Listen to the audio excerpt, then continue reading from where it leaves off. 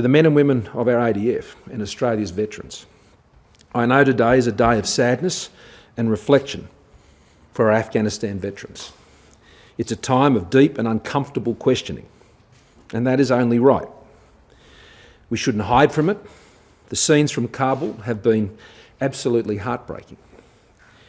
It's a sobering day for everyone, and particularly those who have given so much over the past 20 years, and most notably those 41 who were lost.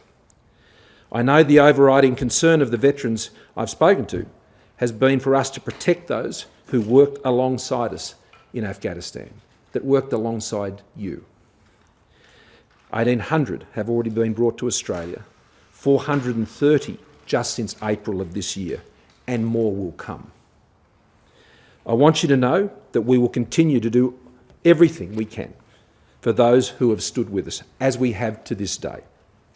But I want to talk openly to veterans that despite our best efforts, I know that support won't reach all that it should.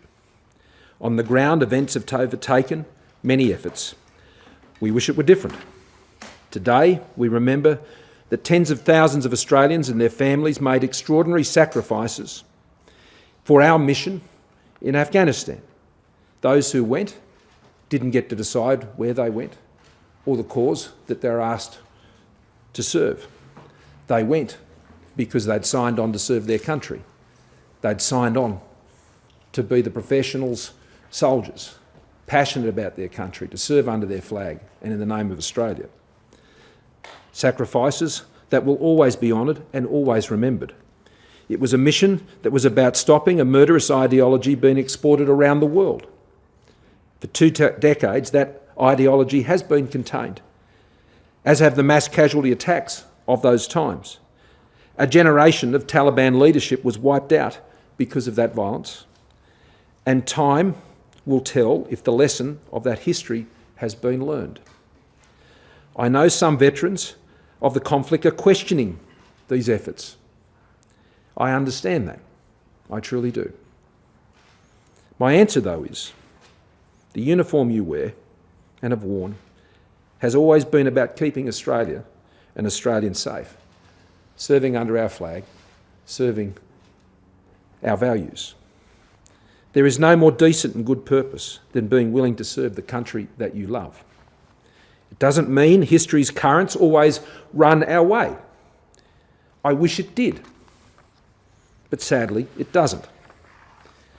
But it doesn't matter which battle, which conflict, in where our uniform has been worn, we honour all who step up in our name. We honour the men and women who, in Andrew Hastie's words, run to the sound of the guns because that is what we ask of them. To them I say, you can be as proud as I am of you today as at any other time you put that uniform on, and the very first time you pulled that uniform on.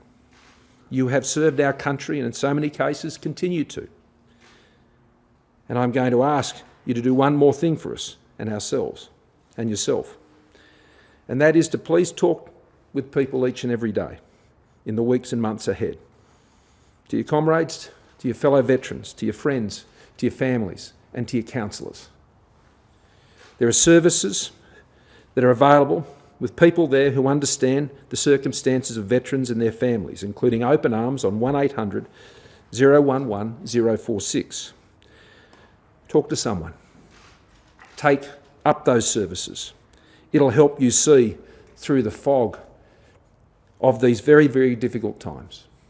The confusion, the uncertainty, the anger. It will make a difference because all Australians want you to know, not just your Prime Minister, that you are not alone. Tomorrow is Vietnam Veterans Day.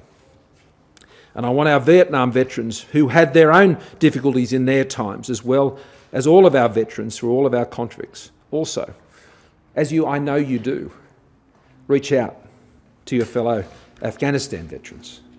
And to all Australians I say, if you know a veteran, tell them, as I take every opportunity to do, to thank them for their service.